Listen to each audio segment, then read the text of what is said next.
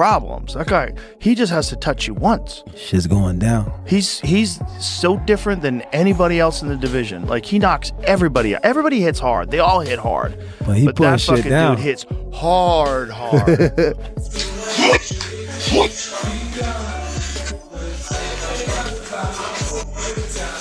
Set that Jake Paul can come 15-20% in regards to Anthony Joshua. He's a completely different specimen. You'll see what it looks like when they stand next to each other. Joe Rogan has weighed in on Anthony Joshua's intense new training regimen for the rumored Jake Paul fight, and his reaction says everything. After watching leaked footage of Joshua ripping explosive combinations and working with top-tier coaches, Rogan called the former heavyweight champion terrifying and warned that Jake Paul may have finally taken on a challenge he can't talk his way out of, with Joshua looking sharper, faster, and more locked in than he has in years. Rogan believes this matchup could end violently and very quickly if Jake actually steps into the ring with him.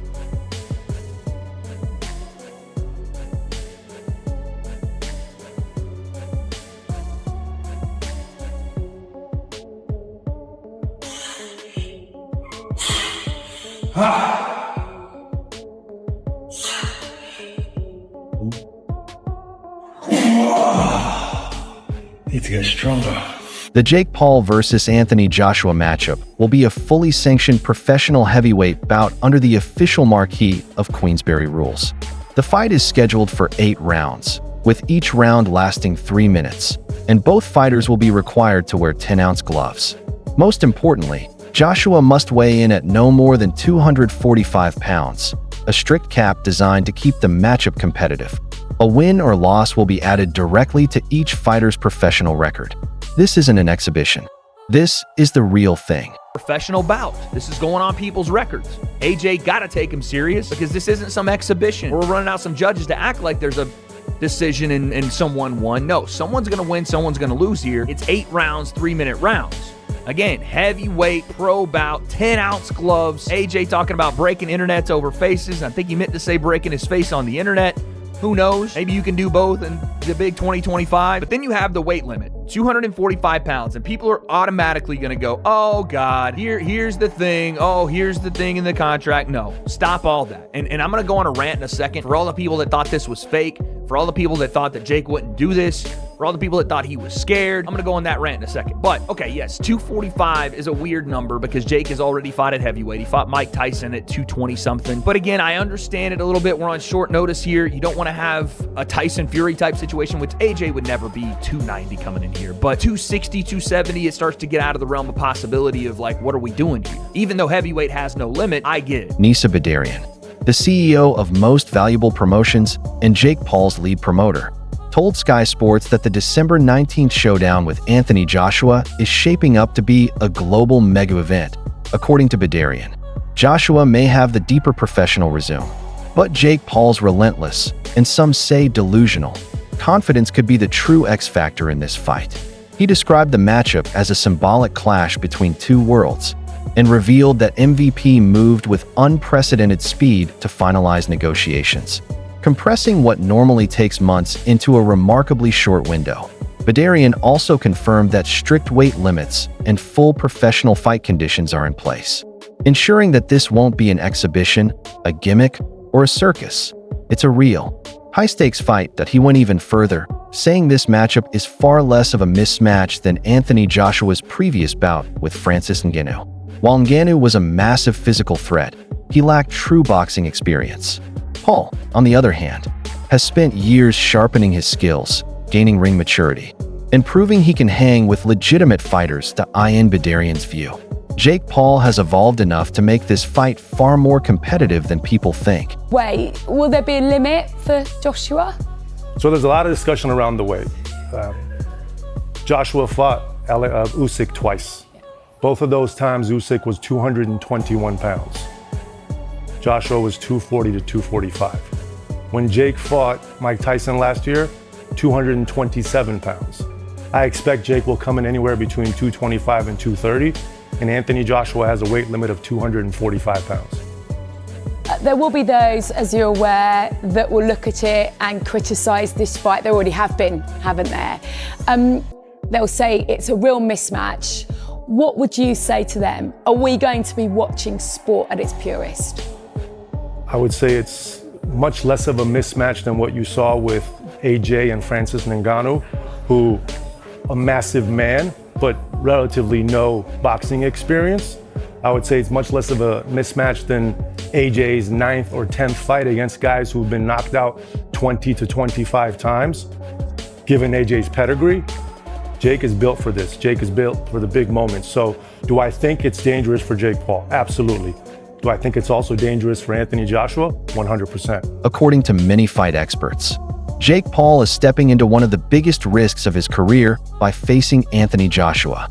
Former cruiserweight champion Lawrence Oakley has openly warned that Joshua's sheer size, strength, and knockout power make this matchup a serious health concern for Paul. Meanwhile, two-time world champion David Benavidez didn't hold back either.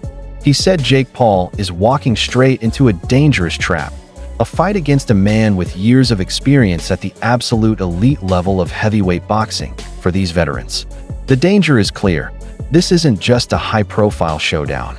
It's Jake Paul entering a world he may not be prepared for. I give 100% respect to Jake Paul, but that's a dangerous fight for him. He probably gets knocked out, and I'm not trying to be a hater. I'm not saying nothing bad, but Anthony Joshua is Anthony Joshua. You know, he's multiple-time champion, Olympic gold medalist. You know what I mean? The last time somebody stepped in the ring with him that didn't have that much boxing experience was Ngannou, and you've seen what happened to him. But big respects to Jake Paul. It's gonna be a good card. You know what I mean? It's a big fight, and it's a good fight, man. I give 100% respect to Jake Paul for even taking that fight. The Ring 4, November 22nd. Watch only on DAZN. Carl Froch has openly criticized Anthony Joshua's decision to accept the Jake Paul fight, suggesting that AJ is essentially cashing out, and he's not wrong to question it. Froch argues that Joshua, a man who has already earned generational wealth and tasted the highest levels of championship success, now seems more motivated by money than legacy, with his future financially secured. Froch believes Joshua has nothing left to prove in the traditional boxing landscape. Instead, he says AJ is choosing the easiest path to another massive payday through a crossover matchup that requires far less risk than fighting the top contenders in his own division. What else have we got to consider? Is AJ cashing out? Well, I did say a year ago when he got splattered by Daniel Dubois that he's finished now. He won't get that confidence back. He's not had any confidence, in his head. No belief for a long time.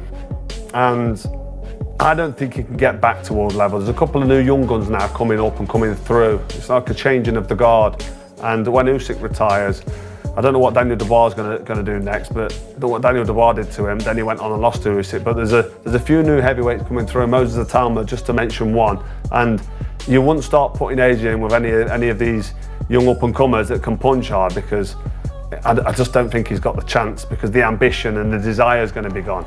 So AJ most definitely is cashing out, and you can't fault him. Fair play to him. He's going to get a massive payday, maximise his exit route by fighting fake. Some boxing fans genuinely believe Jake Paul could beat Anthony Joshua, and they're betting everything on his power. Despite the YouTuber-turned-boxer label, Paul has proven he can crack, dropping and knocking out multiple opponents with clean, heavy shots. Even Tyson Fury recently chimed in, predicting that Jake could knock AJ out, pointing to Paul's increasing size and surprising power at heavyweight. And Paul himself hasn't been shy, repeatedly calling Joshua's chin vulnerable and insisting that one perfectly timed punch is all it takes to flip the entire fight on its head. A lot of people have said, well, if he doesn't knock him out the way in which he knocked out Francis Ngannou, he's a sham, this is a sham, this is all rigged. A lot of people said if Jake wins, this is a sham, this is rigged. A lot of people said if he goes the distance with Jake, this is a sham, this is all rigged. Some people are saying even before it was finalized, Gareth on our show, although he folded quite quickly when he was face-to-face with Eddie at the open workouts. I saw that on IFL TV, I do believe, saying that his legacy is already in question as a result of taking this fight. Now, I'm surprised that people like Gareth say this. Look, this may not be your cup of tea. You can say, I want to see Anthony Joshua fight other heavyweights. I want to see him fight the likes of, I don't know, Joseph Parker. I want to see him fight Marvin Bakoli. I want to see him fight Caballel. I want to see him fight Zhilei Zhang. I want to see him fight Hrgovic. What do you think? Is Anthony Joshua making a smart business move by taking the Jake Paul fight for a massive payday? Or is he risking his legacy and giving critics more ammunition? Let me know your thoughts in the comments below.